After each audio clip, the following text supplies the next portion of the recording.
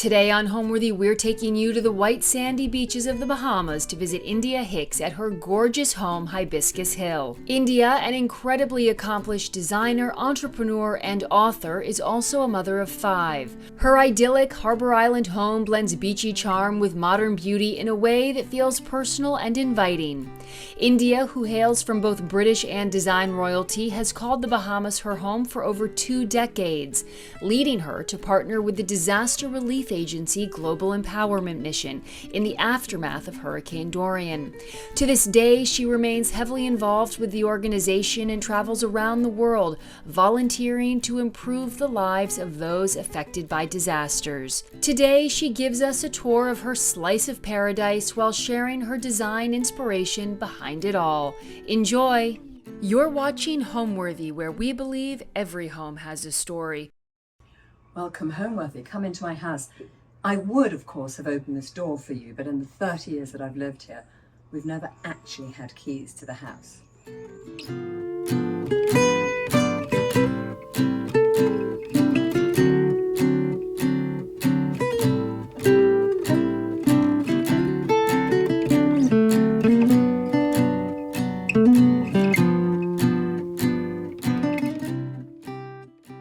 I'm India Hicks, and I'm sitting in my home, Hibiscus Hill, which is on Harbor Island in the Bahamas, and I've lived here now for nearly 30 years. What I love is that the authenticity of this interview is so real that you can hear the cockerels crowing in the background.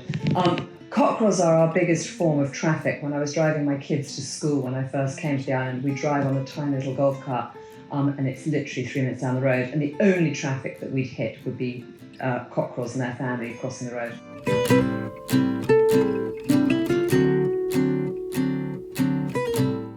When we first moved into Hibiscus Hill, we were really keen to take it back in time. Mrs. Friedrichs lived here and everything was very perfect. Everything was very white, very shiny, very Palm Beach, very pastel, very peach, glitzy, chintzy. We wanted it to feel like we were sort of going back a century, essentially. So we took out the harsh ingredients, the tile, the cement, the glass, and we replaced those with quite literally warmer ingredients like wood and paper and straw. As you can see here, the bookcase we built to house not only our straw hats, which we call our lending library, guests who come borrow a hat, leave a hat, replace a hat, buy a hat, and of course all of David's books. He's actually read all of these. I haven't read a damn one of these. During one very long hurricane season, he covered all of his books with brown paper. My father had done this in England, and he'd covered his library. His books were individually covered with red leather. Our budget didn't quite stretch to red leather, so David did brown paper, incredibly chic. The labels have faded over the years, but David can still pull the book and know exactly which book it is. One of the other things that we did straight away was to take out the white tile floor and replace it with these 16-foot length fir floor planks. I think the fir floor planks give it warmth and age. I also like to think of these, the little tiny patter of feet of my children growing up on there, and the tapping of nails from all the animals that come through here. These floorboards hold the history of my family in the house. These armchairs, nothing special, bought them off the internet, can't even remember where from, but we had them covered in Peter Dunham fabric. Peter Dunham is a great designer, and he was one of my brother's best friends at school. And I remember Peter coming to stay. Peter's French and incredibly elegant. Came to stay with us in England when his parents weren't able to take him out. And like good Frenchmen, when my mother said, "Can you ride?" Peter said, "Of course, bien sûr."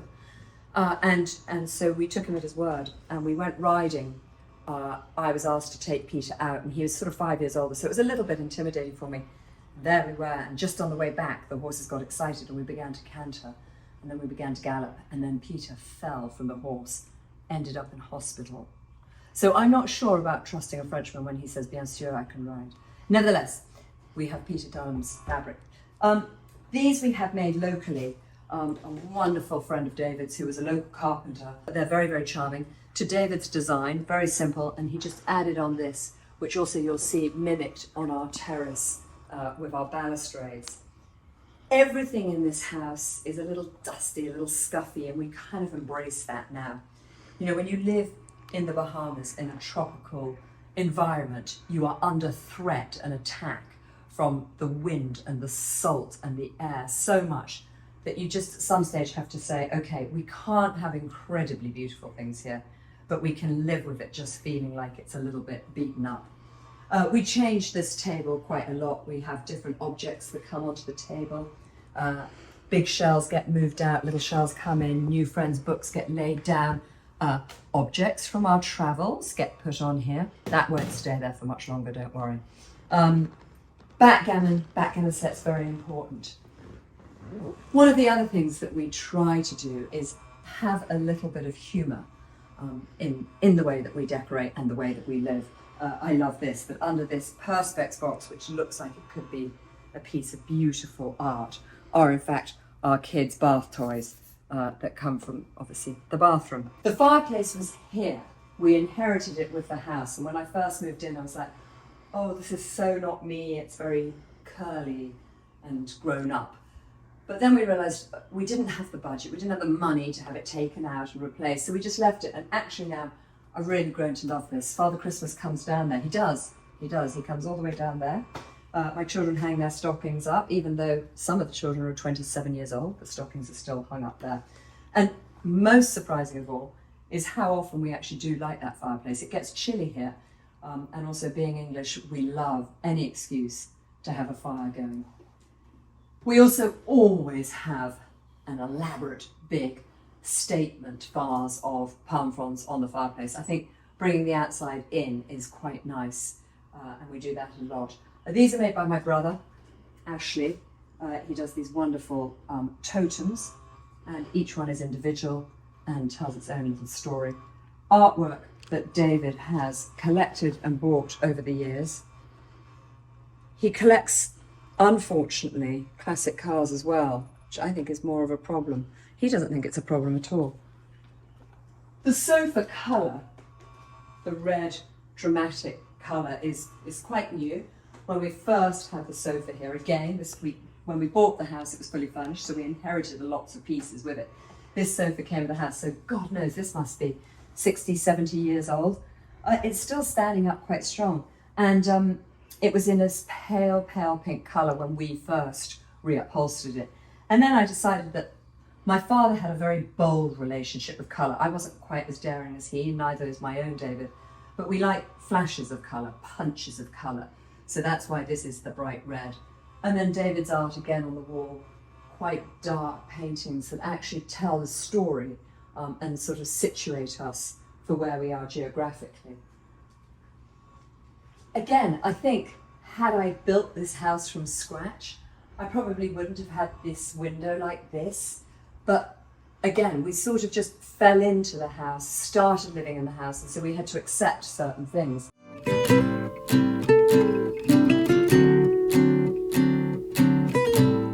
So the entrance hall, dining room are all one space. And again, I wonder if, had I moved into the house now, whether I would have it like this. But because it came like this, we've kind of kept it. And now whenever I make any kind of change, or David and I want to update something, our children go, don't, it feels like home. So we're rather conscious of that. This table came with the house, this mirror came with the house, but we've obviously layered in our own things. David and I were in Africa on a trip when we saw that huge, big, great shark's jaw coming in at a harbour, and we had it dried and we carried it back in our suitcase. This was probably 25 years ago. And when we got back here, the suitcase stank. It had to be thrown away immediately. So, word to the wise, do not carry a freshly caught shark jaw in your suitcase. Not a good idea. It had been cured. I want to say that it had been cured by then. Nevertheless, down here we've got a collection of cricket balls, ridiculous little hints of our English past and part of our present. My mum had a wonderful housekeeper, Pat, who really brought me up, and I was very, very close to her. And she lived in the village, and she lived right next door to the cricket ground. And every time one of these balls was bowled into her garden, she'd keep hold of it.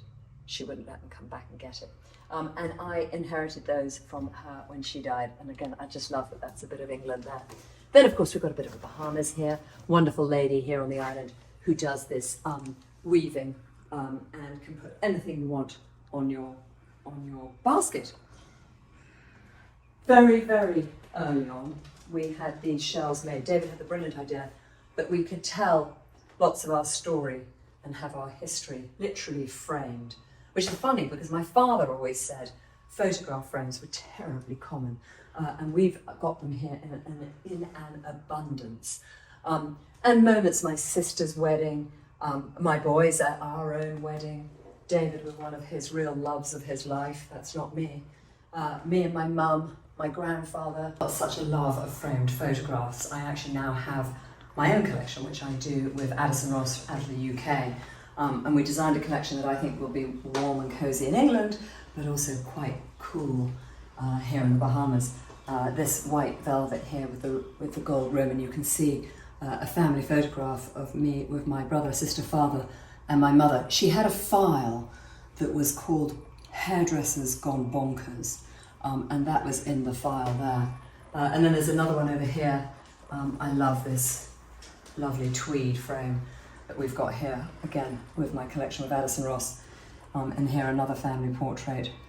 Another one probably for the file of Hairdressers Gone Bonkers. The dining table actually we bought fairly early on. David and I went to New Orleans, or I think you pronounce it New Orleans, and we went to Magazine Street, where you can find so many incredible bits of brown furniture. And really nowadays, very few people want brown furniture. They want modern, they want clean, they want restoration hardware. We love brown furniture. We love the history that it brings. We love the stories that it tells, the other owners that it's had. But we've now had this probably again for about 28 years. Unfortunately, the termites quite like this dining table as well. Termites are an issue here in the Bahamas, so we have to be careful with that. The centerpieces on the table change all the time. You might come down one morning and find a cat sleeping in the bowl, or you might find that we've put coconuts in there, or there may be big displays of palm fronds going on in here.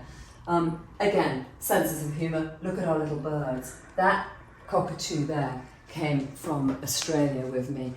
This guy, I can't remember where he's come from. Of course, when we first bought the house, this was a very dramatic, over-the-top chandelier, and all of these lovely crystal rings were matching up. Now they're all unfortunately rather broken, rather shambolic. But that's okay. I am learning to embrace not having perfect chandeliers, perfect anything. As I've said, we are under attack from the elements here in the tropics, so you just got to go with it. The most important part of the house for David, the bar, very important part, where actually Idle Assembly rum truly sits and lives. David's made this. It's a premium age rum, 7 to 20-year-old rums, bottled in Scotland, and the sugar comes from Colombia. There is no sugar in the Bahamas, but it has a very strong Bahamian story, obviously, from David's years of living here. What I love most of all on the back, please drink responsibly. Only use fresh ice. I like that. A friend of ours very generously had this bottle hand engraved with the label on it. So we are really fully Idle Assembled out. Everybody pauses here, gets a drink before we normally wander on out to the terrace for dinner. As you can see, more Idle Assembly, baby bottles of Idle Assembly. It's everywhere. I also want to confess the kitchen doesn't normally look quite this spotless. There's normally a lot of activity in here. I have a top banana Claire who's, thank God, been with me for over 20 years, and she does the cooking. Otherwise we'd all be very, very hungry, that's for sure.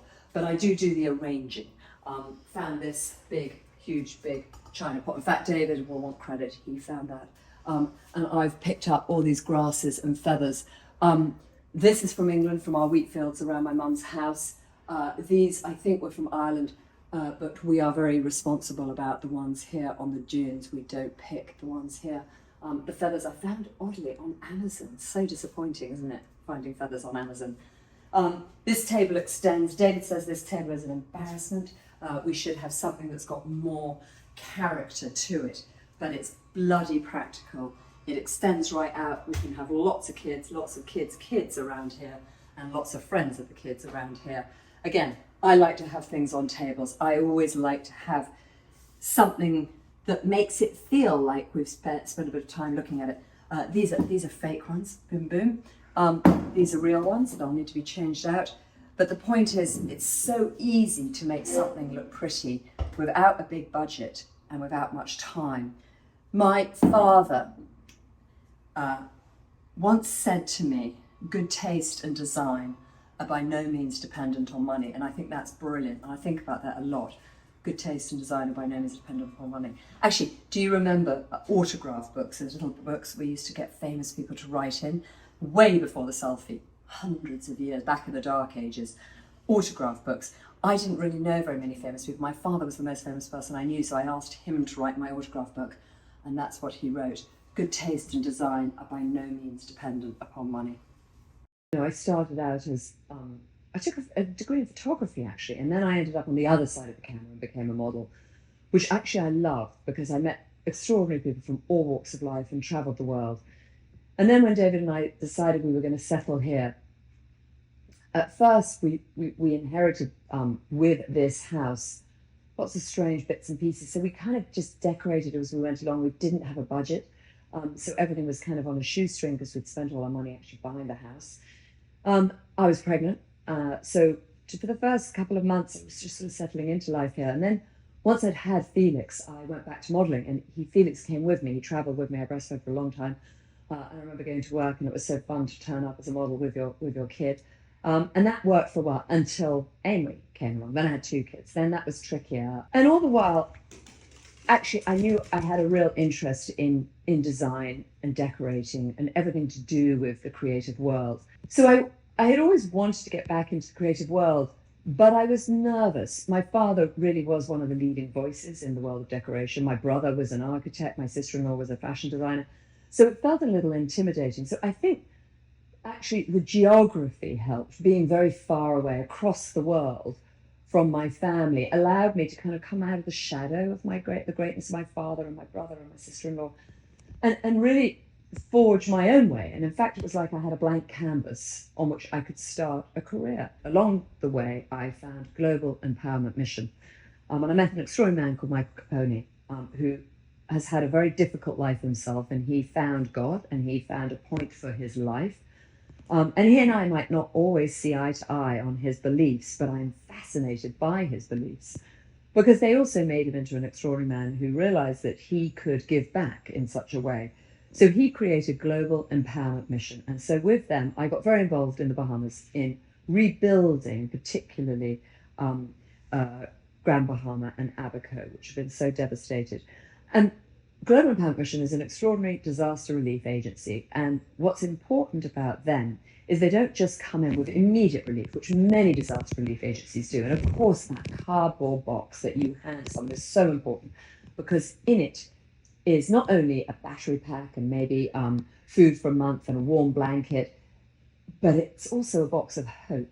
It lets people know who've been through a natural disaster, whether it's a tornado or a fire or a tsunami, that someone is thinking about them, someone is there for them.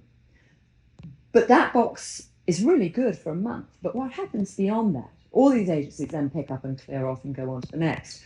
But what Michael Capone realized was that schools needed to be rebuilt, grocery stores need to be reopened, churches need to be re-roofed. And so he started something that I think is quite unique and different to other agencies, where he empowered teams on the ground. So it wasn't just agencies coming in with their fancy, shiny way of doing things, but it was understanding how local communities needed to rebuild and encouraging those local communities to take responsibility for the rebuild. And it's been very successful. And I got so involved that after a while, Michael invited me to not just sit on the advisory board, but to sit on the executive board. And from that moment, I realized I didn't just want to be a seat at the board table. I wanted to be boots on the ground as well. So now I get involved in many different ways with them. But I got very particularly involved in Ukraine. And although Michael had said it was a natural disaster relief, once the war struck, he realized there was a great need that he could service now with all of his experience and expertise in a war zone. And I went out there 3 weeks after the invasion, and now I go back every couple of months. What I do when I go there is I hopefully bring some energy and some love and some attention to the teams on the ground who get very exhausted, get very deflated, get very depressed. Working in a disaster relief is one thing, working in a war zone is another thing. But I also bring funding. When I'm there on the ground, I can say to somebody, look at this house, and we can match donors to funds. But we've been very blessed, and Howard G. Buffett has been able to really fund most of the work out in Ukraine. So I do other things, raising money in other ways for the general pool of Global Empowerment Mission.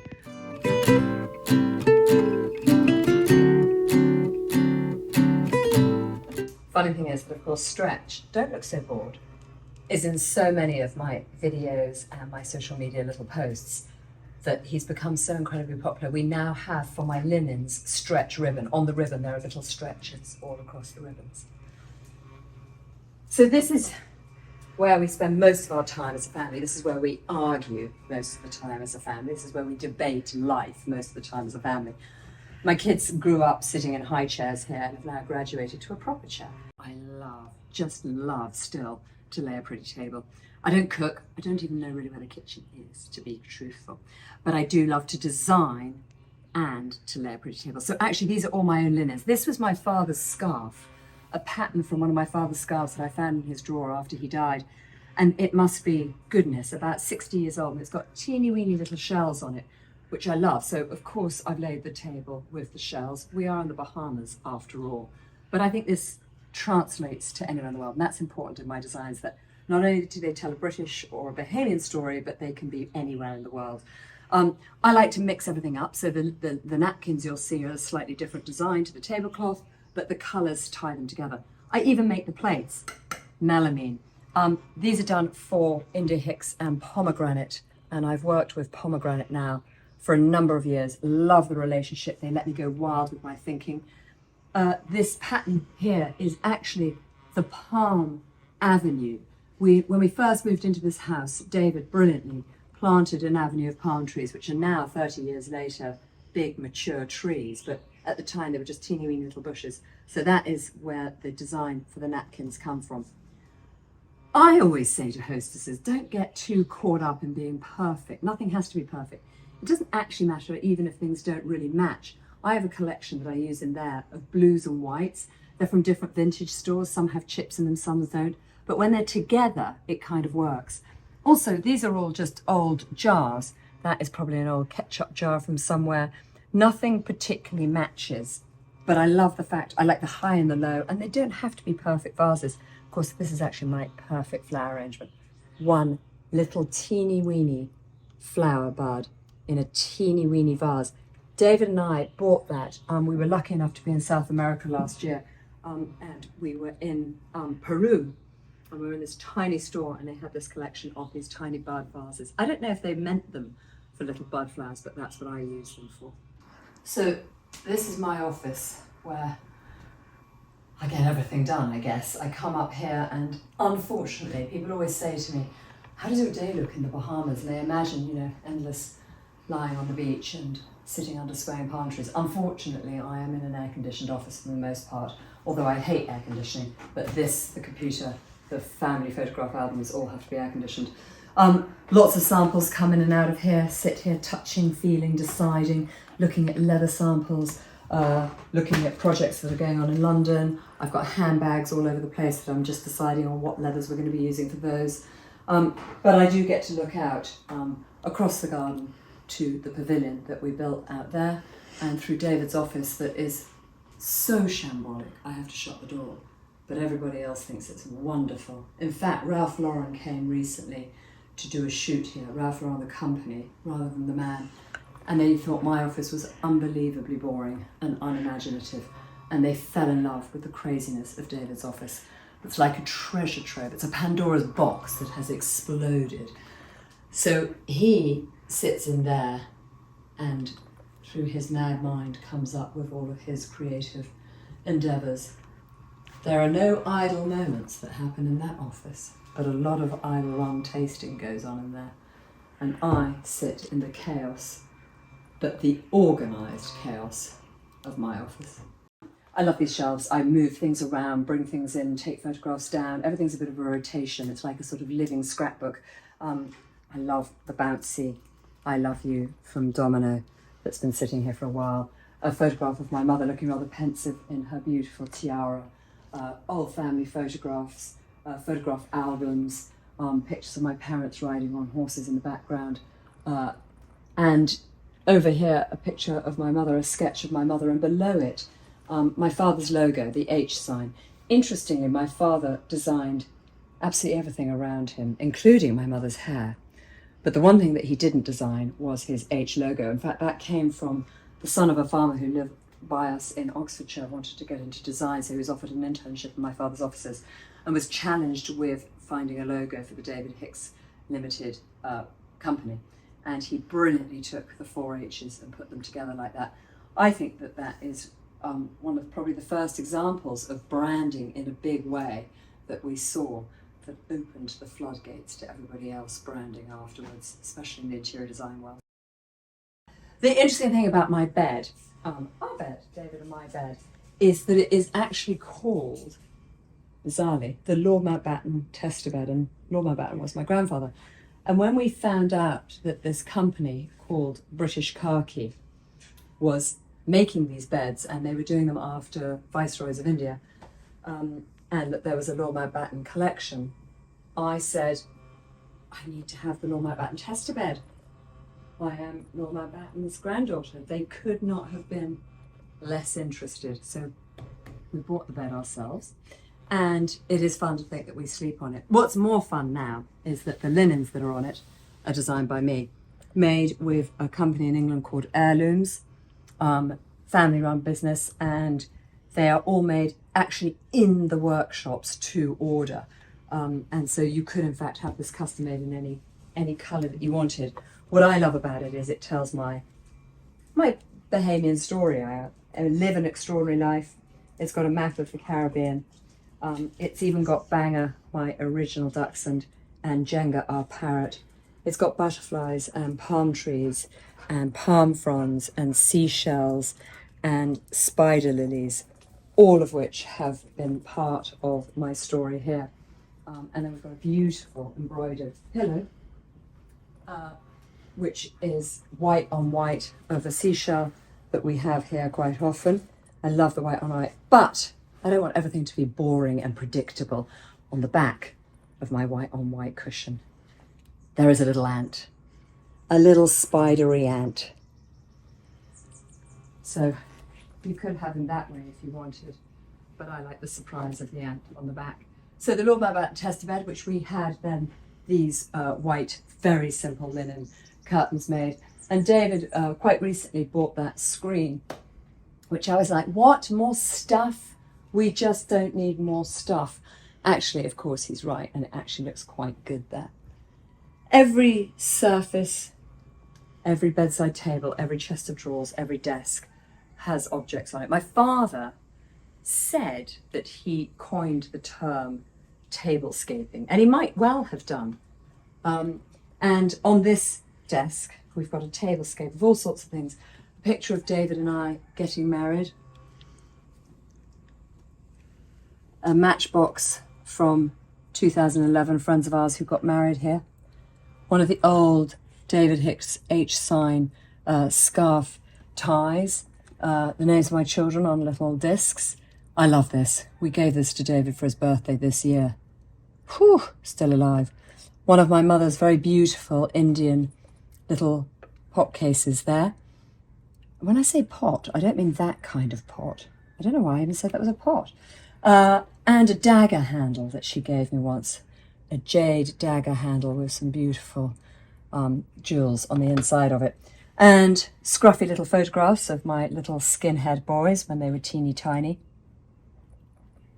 David's cufflinks, beautiful and made from butterfly wings. I wonder if that poor moth would have survived to get into the cufflink. Clearly, David has lost one, because why would there only be 3? A little teeny tiny jewellery box, and on it it says, Pamela from Mummy, July 12th, 1929. Quite amazing to think my mum, who is alive and well and drinking her tea in England right now, was born in 1929. And perhaps most significant, beautiful, lovely of all, is this tiny little paperweight, which I've had since 1981. And it was a gift from the Princess of Wales. It's flowers taken from her bouquet, which she had made into a little tiny paperweight there. And of course, here is Felix, my eldest, with that shark's jaw, just putting into perspective how vast it is.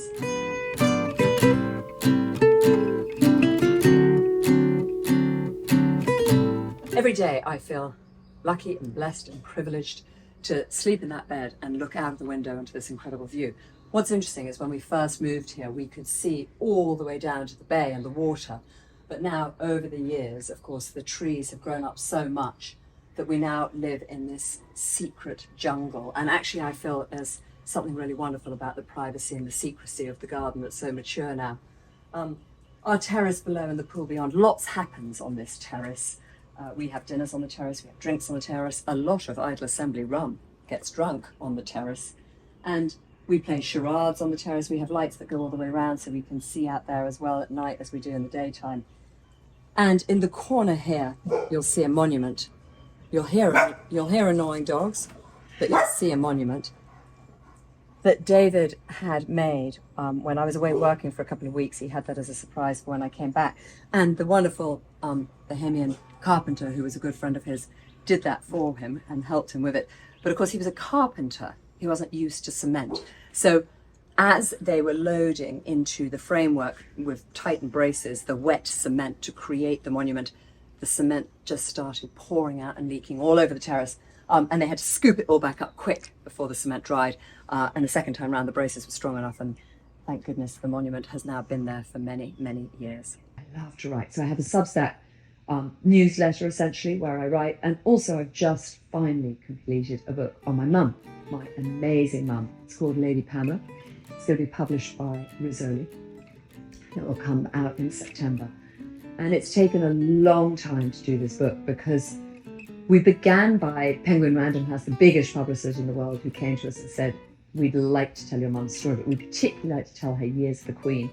And we started down that route, and then I realised my mum wasn't so comfortable sharing everything with those years of the Queen, and rightly so. And so we actually then gave back the advance. That was painful, giving back that advance. And then we said, let's actually do it as a picture book, because I found in her archives incredible bits that she's kept over the years, golden invitations and amazing diaries that she kept from tours with the Queen. She was with the Queen the moment she became Queen, which is extraordinary as well, up that tree in Africa. The world, of course, had heard that the King had died by then, but they couldn't get the news out to the Queen because they were on a tour and they were so far out of reach. But really, the Queen was one of the last people, then as Princess Elizabeth, to hear of her father's death. Very unexpected. He was only 57, lung cancer. She would never have gone on that Commonwealth tour if she'd known how close to death her father was. It was a devastating moment, but she went up the ladder to treetops to look at the wildlife as a princess, and she came down that ladder as a queen. And my mother went into a deep curtsy, and really their relationship changed forever, from being a cousin and a friend to now being a lady-in-waiting, and the Queen now being our sovereign.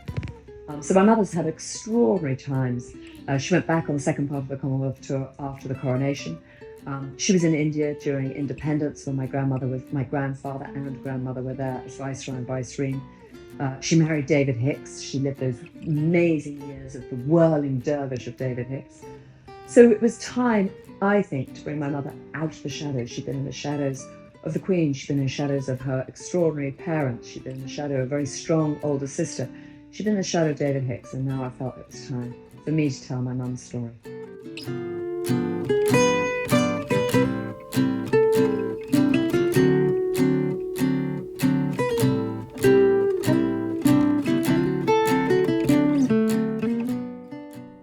for watching. Be sure to go to homeworthy.com for exclusive content, shopping guides, and so much more.